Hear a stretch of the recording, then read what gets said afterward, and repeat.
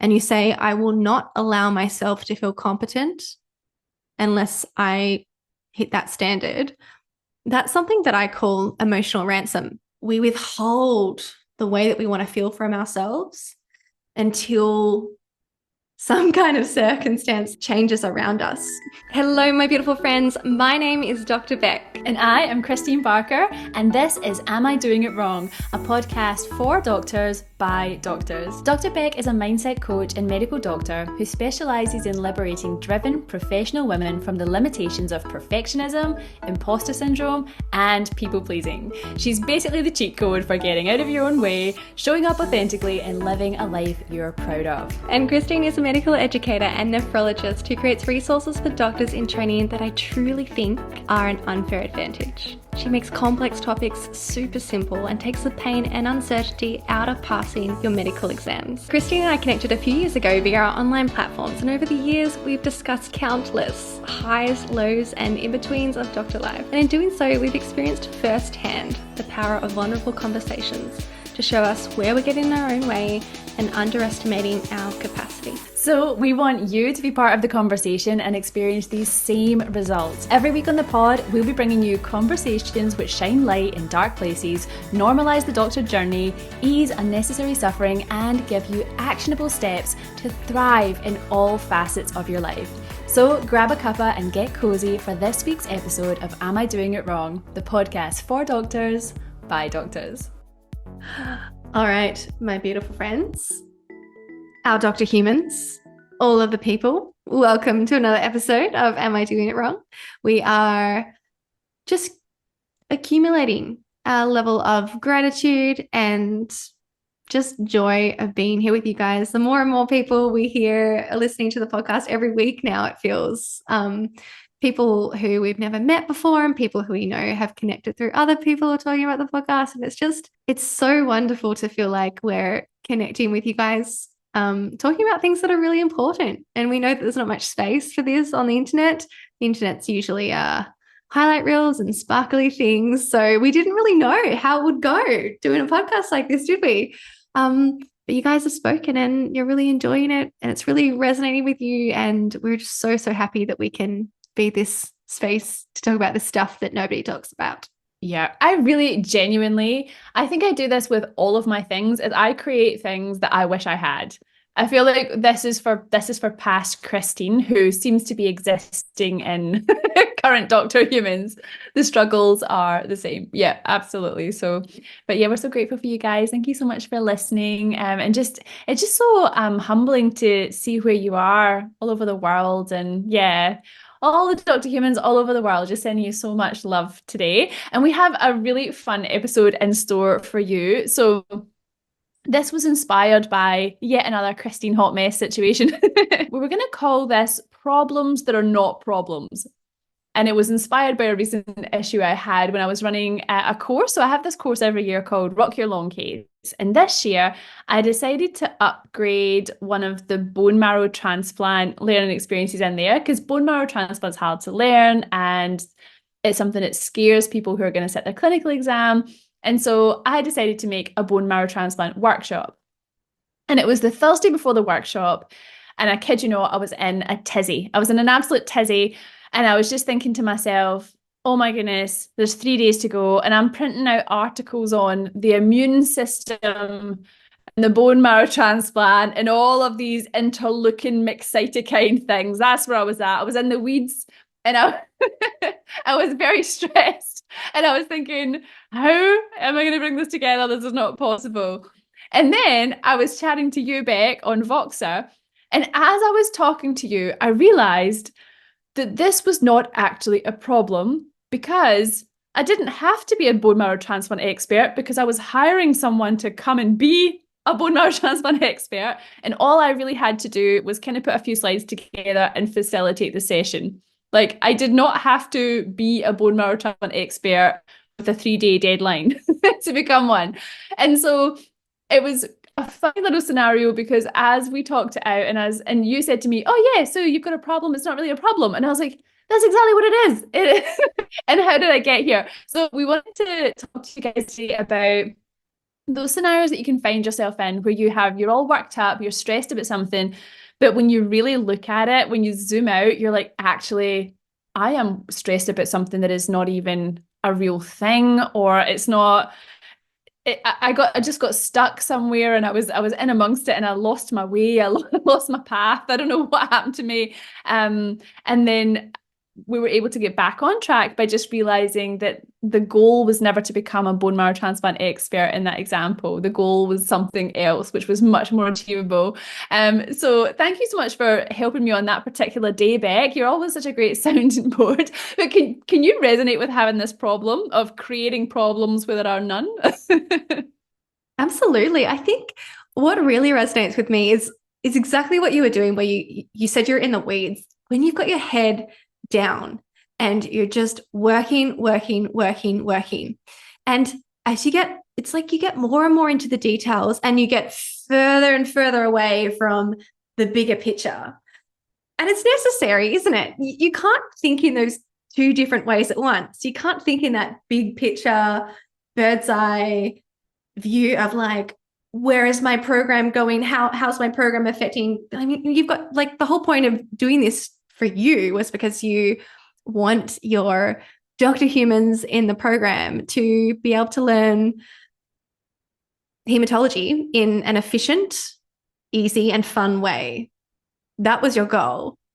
And then to find yourself going and reading about the interleukins And mixed cytokines. and the mixed cytokines, to find yourself reading about like that stuff at that level of detail. And as you said, when you've already got somebody who is already a certified bone marrow expert coming, who already knows about the McLeukins and the McCytokines already, it's just like, how did I even get here?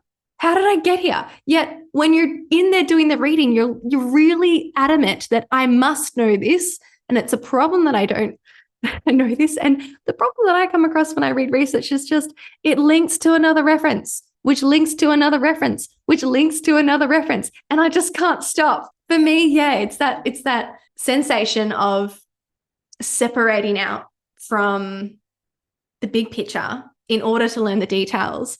But it's like what you did when you reflected, you had that moment when you were chatting, you were reflecting on what you were doing, and you were able to circle back to the big picture when your mind was just trapped in the details at the time. And it makes me wonder, well, I definitely recognize that I do this in my life elsewhere. And I think, goodness gracious, if I was able to step back out of the details and into the big picture, I could save myself a lot of time learning details that are not relevant, because I also do not need to be a bone marrow expert. Not that I've ever taken such an endeavor. That was a very brave endeavor of you. But where this comes up for me is like very much when I'm reading scientific literature. And I think that's where it will probably be very relevant for a lot of our listeners as well, doing the same thing. When, I definitely hear this sentiment with my clients that we constantly feel like we are not educated enough as doctors. And I think we all went through this training, like having it drilled into us that your role as a doctor is being an ongoing learner, that medicine is constantly evolving and you must keep up. But I feel like that mentality just hasn't kept up with the nature of research these days, which is, it's impossible to keep up with. But it's definitely an association in my mind that still really sticks there, this sense of inadequacy when I am not up to date with the literature. I even said, like, I'm just giggling at myself when I say when, because I truly am never up to date with the literature. That never happens. I mean, is it even possible? It feels literally impossible. It feels like I know we've talked about this before in the podcast, but I mean, I find a lot of joy in going deep on one condition, and I get so satisfied, and then I'll make a tutorial about it. And then it's like, I've done that. And then I turn around and I'm like, whoa, when did all these clinical trials happen in this other thing? And so it literally is impossible. And I do the same thing with the literature as well, and putting that pressure on yourself. Like, why don't I know this? Why don't I and you do create a problem for yourself, because you've created these definitions and expectations that are, I guess they're self-imposed as well, aren't they? Maybe not fully self-imposed. Maybe they're there because someone built that structure around you. But I feel like as we do this as doctors, we are sort of building a cage around ourselves, that we're sort of walking within, and sort of not really sure how to crawl out of it or get out of it, or because it's perpetual. If you're building that cage for yourself with regards to not being across the literature, and you're saying that that means something about you, then you're never going to feel good, because literally you're in a game you cannot win, right? So I feel like this conversation is actually really important. And I started talking about it because I thought it was a funny example, but now that I'm in it with you, I'm like, wait a minute, actually I think I've built that cage for myself. I would actually like to be outside of that cage. So yeah, I'm really keen to hear your thoughts on the next step and what do we do with this? Yeah, I mean, I think one of the things that helped me, so there are, just stepping back, I suppose, we set these goals, and goals are a wonderful thing. Goals help us, good goals help us move forwards in the direction of the person that we want to be. And then, as you're saying as well, sometimes these goals or standards that we set for ourselves can be creating pain and stress, and also not solving the problem. And I think that's really what you brought to us with this example. You had this goal, and as much as theoretically, if you could achieve that goal of becoming a bone marrow expert in 3 days, that would be amazing. But the reality of that goal that you kind of subconsciously set, you weren't aware that that was actually the standard that you were setting for yourself. When you had that, you were not only stuck in the weeds and you were detached from the big picture, but then you were also feeling bad about yourself. You were at that point where you were really meeting the reality of what you were trying to do. And you were like, whoa, I'm not going to be able to get this done in 3 days. I'm not going to be able to become a bone marrow expert in 3 days. Oh my gosh, what am I going to do? Like, I must be so inadequate. Kristeen can actually say this. These are projections from my own mind. But when I feel inadequate, firstly, I just, what an awful experience. Awful experience. That sense of inadequacy just feels like a dragging sensation in my body, and it really slows me down. And with saying that too, it really hinders my ability to solve problems from that space. It makes my life not only less enjoyable, but it also makes me less agile and less solution focused. And so all of this to say, we've got to be careful with the goals that we set, to make sure that we're setting goals that when we move towards them, they're not dragging us down. Ironically, we set the goal to improve ourselves and improve our lives, but some goals can be really harmful in that way. If you set this standard for yourself that you have to be a bone marrow expert in 3 days or keep up with all the literature, and you say, I will not allow myself to feel competent unless I hit that standard, that's something that I call emotional ransom, which is a concept that I made up to describe this way that we withhold the way that we want to feel from ourselves until some kind of circumstance changes around us. So basically, it's a really good example. It's saying, I won't let myself feel competent to show up to this presentation I'm giving to my group unless I have read all of this bone marrow literature before that presentation. I won't let myself feel this emotion that I want to feel. I'm going to hold this emotion at ransom until this circumstance changes, which may or may not be related to you feeling that way. And in this case, we've set this arbitrary sort of goal, arbitrary and unachievable goal. And we're just, it's as you were saying before, you're like, okay, well, if I'm going to keep this goal, I'm going to have to feel inadequate. There's actually no other way because I can't achieve this goal. So my only option is to end up feeling inadequate at the end of the day. And is that the way that I want to live my life? Is that the way that I want to set myself up to fail and feel inadequate?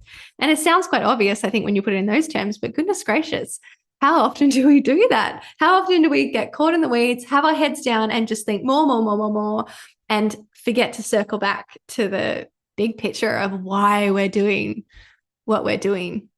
okay, so I'm just going to be careful what goals you set, because goals are not always, I guess, benign. They're not always benign. You could be holding yourself to emotional ransom with your goal, setting yourself up to fail, and then feeling inadequate, or all the feelings of just being that, those feelings that come with the sense of failure, the perception of failure, even if you're actually not failing. Because you set this goal, it can have this toxicity attached to it. So I think what you're saying is just pure gold. And I think it's an interesting concept to sort of go from there and realize, well, what do I need to do now? I could change my goal, but then that sounds like it could be a compromise or not the right thing to do. So would you suggest that we change our goals, or would you have another solution to this? Yeah, I think if you're in that level-headed space where you can actually see this goal is unrealistic, and this goal, on the other hand, this other version of my goal is actually realistic and achievable and also would make me feel proud, I would be happy with that. If you're in that level-headed space, then that's amazing. Then go for it and make some kind of adjustment to your goal. And also, again, I'm circling back to that idea that like, oh, when I find myself doing this, I can actually relate to sort of feeling overwhelmed and inadequate, just snowed in under neuroscience research. It's just what I decided to do on like just decided to spend like a chunk of my Saturday just like leisurely reading some neuroscience. And I thought it would be fun, and it was fun until that sense of overwhelm of like, I've got like 50 tabs open right now, and inadequacy started to set in. And at some point, that ongoing clicking changed from me being excited and interested in reading the next piece to, oh, I need to know that next thing. Oh, I need to know that next thing. Oh, it wouldn't be okay if I didn't know that. It wouldn't be okay if I didn't cover my bases there. And it kind of turned into this inadequacy driven exploration instead of pursuing my bigger picture goal. And so what helped me in that moment when I had all those tabs open and I was feeling that inadequacy, and I believed in that moment that I needed to get through all of this, was to actually question that model of the world that I'd made up, that to be competent, I need to have read and understood and synthesized these 50 tabs. That was the model of the world that I was operating on that made me feel inadequate, because I was thinking, I actually can't do this. I don't have time. I can't make time. I can't make room to do this. And therefore, I don't get to be competent. And therefore, I'll feel inadequate. So for me, that was actually initially the most uncomfortable thing to do, but it was ultimately my key to freedom there, to recognize the lie in that model of the world that I'd made up there. And I actually just needed to step back and do what you did and be like, wait 1 minute. My goal right now is to synthesize these 50 tabs, and I'm associating that with being competent, just like you were associating becoming a bone marrow expert with being able to deliver value to your program, or just to have your Rock Your Long Case participants have an awesome learning experience. But actually, that wasn't true. That association wasn't true for you. You didn't need to, because you'd already hired an expert, which is brilliant. I wish I could hire a neuroscience expert to just consult me. That's actually something I should consider rather than reading the primary literature. However, even just that association of these 50 tabs will create my competence, it wasn't even true. Nowhere in my experience in the past have I read, this arbitrary amount of literature I picked out, and then because of that, had a sense of competence in myself because of it. I think that was a lie for me all along, that would make me feel competent. So yeah, I would start with questioning. Yeah. So questioning your model of the world, the sort of beliefs that you had put there. Yeah, because I think that is a beautiful thing to do. And I also think it can be quite difficult to do. Like when you talk about that neuroscience thing, I think of myself sitting my own exams when I was sitting my written exam, and I would get into like an up-to-date rabbit hole, which is quite like what you're saying, when you're in up to date and there's a link and then there's a link and a link and a link. And I must have been doing this to myself. I was holding myself to ransom, being like, I've got the afternoon to sort out whatever this disease process is. And I'm going to do this because I still can't answer the MCQ. And I'm going to do this until I can answer the MCQ. And what would happen is I'd do the rabbit hole and I could not answer the MCQ. It was quite demoralizing. But I didn't have the wherewithal. I just knew I was extremely uncomfortable and kind of failing at life at the time. But I didn't really have the wherewithal to step back and be like, wait a minute, like, what is my goal? And how do I actually get to, maybe I should have started with the MCQ and branched out, but I was going with this totally other study technique. And I was really creating an uphill battle for myself. It was fascinating. Well, I think that's a really good example because you're pointing to, wait a second, there are other solutions here. And I didn't talk about that either. If my goal was to feel competent in whatever neuroscience literature, or I mean, feel competent as a coach, if I take it all the way there as a mindset coach, if I step back to the big picture and said, what would actually make me feel competent, and answered that question from a clean slate, not biased by that previous association of those 50 tabs, but just from a big picture. If I was like, okay, I've got 4 hours here, what could I do, blank slate, that would make me feel competent? And it's like the same with you. It's like if your goal is to pass that, or pass that MCQ exam, to, at a certain point, like I'm going to allocate 2 hours to the up-to-date rabbit hole. And after that point, I'm going to say, what next? What will make me feel competent to pass these exams? And at that point, you might have said, well, maybe just forfeiting this MCQ. Maybe this MCQ costs me too much. Maybe it's not actually worth it. Or because my goal is to pass the overall exam, my goal is not to answer this exact MCQ. Your actual goal is to pass the exam in totality. And then another solution that we can come up with when we step back to the big picture is like, oh, maybe I chat to one of my colleagues who's studying as well. And maybe they could give me a shortcut to like, it wasn't on up to date. I needed to look in this place instead. Or, oh, you're misinterpreting the question. It's actually about this, or something like that. But it's just that, it's like you're saying, when we're in the weeds, when we get too far into the details, we separate further and further from the bigger picture. And I think that solution that you so intuitively did of stepping back, just putting your head up every so often, coming up for air and being like, where am I actually going? What's my actual direction here? What am I actually trying to achieve? And then deciding, do I want to keep walking down this path to achieve it? Or is there another path that is actually either more efficient, more productive, more in my integrity? Yeah. As always, the answer or the shortcut involves someone else. Like I feel like what helped me to understand that I was making a problem out of a problem, or a problem where there was no problem, was talking it out. And then as I talked out, I was like, wait a minute, this doesn't make any sense. But when it was all in my head, until I brought it out into the world, I just couldn't see it. And then I was just thinking, as you said that, like going to a colleague and asking them what they said or what they thought, and bringing another brain into it actually does seem like an absolute magic trick, a real short case. I'm obsessed with the clinical. You need to forgive me. Real shortcut in this scenario. But equally, when you said that, I thought, oh, but you'd need to pick the right person. Because if you're in the cage and you're feeling like, I need to know all of the things on planet Earth to feel good about myself and to be adequate, and you go to one of those people that makes you feel like that's true and you are inadequate and they've got it all figured out, it might not be being authentic, but we all know who that person is. So whatever you do, avoid that person. Go to someone with a wee bit more humility. If you're going to open up, just putting that out there.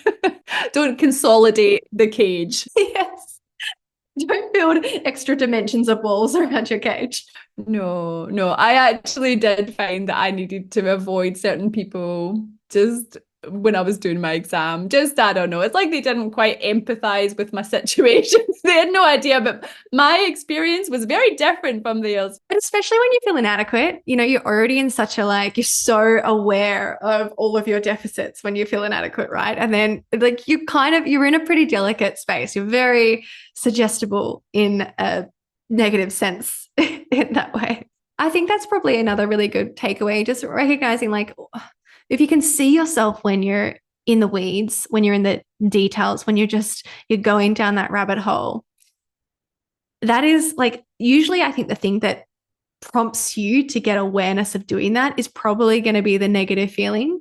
Hopefully, and maybe sometimes it will be your just spontaneous self-awareness to be like, oh, I see what I'm doing here. Let me stop and reassess. But I think in most cases, the thing that brings us up from the details and up from the weeds is some kind of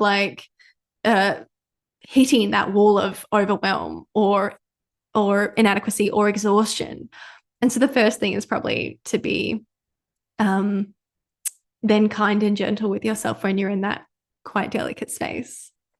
And the next thing is to remember that, or be a bit suspicious of your thinking when you're in that mode. You're down there in the details, but you need to be up in the big picture to, it doesn't matter if you just keep putting one foot in front of the other. If you're walking in a direction that you don't want to go, you got to put your head up every so often and make sure the compass is pointing the right direction so that all those little steps actually take you to the destination that you want to go to. So then if you can come back to the big picture, you might actually find, there's a faster way, there's a smarter way, there's a more efficient way. And maybe it's just through myself. And as Kristeen was saying, maybe it's by, picking somebody else up to come on the journey with you or tell you which way to go when you're kind of in that more, you're trying to get out of that in the weeds mode and you're trying to expand your thinking again and work out, remember where you're going and figure out the most effective way of getting there. That's beautiful. And I love that you give us that where we've got a destination, but there's more than one way to get there. And then it feels like we have a choice. Once we hit that wall of overwhelm, like you said, and you feel that negative emotion and you've got that self-awareness, hopefully to sort of decide that there is maybe another path that you're not taking. I think it's beautiful. And something that we actually kind of behind the scenes, to be honest, I don't think we've spoken about this before in the podcast, but something that Becc and I decided last year for both of us, we started using this term, let it be easy. How can this be easy? And we would just, anytime we were finding life hard in any way, we were just like, wait a minute, can this be easy? Can we let this be easy? And it was like a way of asking yourself, am I in my own way? And am I making this more painful than it needs to be? And you might not even get the solution that day, but very often there would be, if you were banging your head against a wall, honestly, when you ask yourself this question, it's like the solution just appears before you. It's you're like, oh, in the coming days, even if it's not immediately, but there's usually something you're like, how could I not have thought of that first? That you're actually kicking yourself that you didn't see it straight up. Do you agree, Becc? So much. And it pairs perfectly with your word for the year, impact.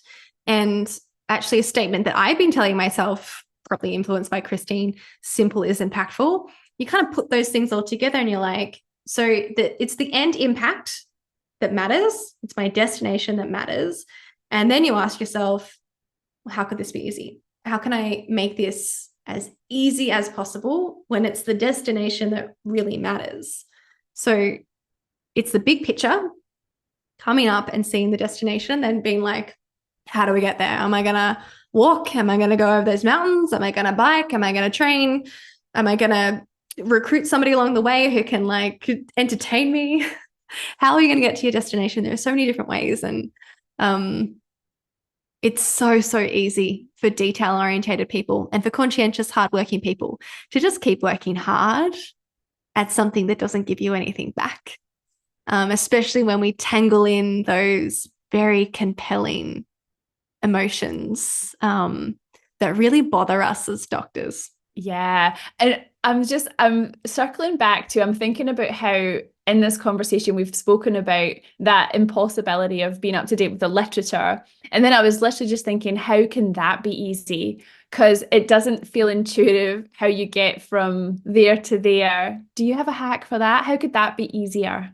Well, straight away, I'm just thinking about, so very, I guess it depends on what your goal is with the literature. So I was watching a YouTube video the other day of an emergency medicine doctor who has a protocol for himself in his online system that he's built to review the literature each month. So he gets emails from multiple different journals. He's got this Google spreadsheet, and he ticks things off, and he's got this system where he opens all the tabs and saves the tabs and the documents and ticks them off as it's so elaborate. And that's just one of the things that reminded me, oh my gosh, this is an impossible goal. And even he admits this is aspirational. It's not something that I do perfectly. It's definitely not something that I actually recommend to the people watching this channel, but just for your interest, this is what I do.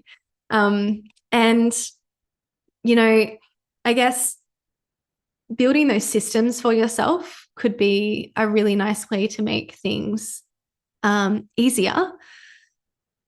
But reflecting on someone who's built a system and who's conscientious and who is trying to use that system, and them still finding it hard to review these, I can't remember how many journals it was, maybe it was 10 or so, but they came out with all these different articles each month. Like, maybe reassessing the goal is the first thing to do. Do I want my goal to be to read all of the primary literature from these journals each month? Because if the goal is that black and white, then there aren't many other solutions. But if you expand that out a little bit, and you could even say, the goal is to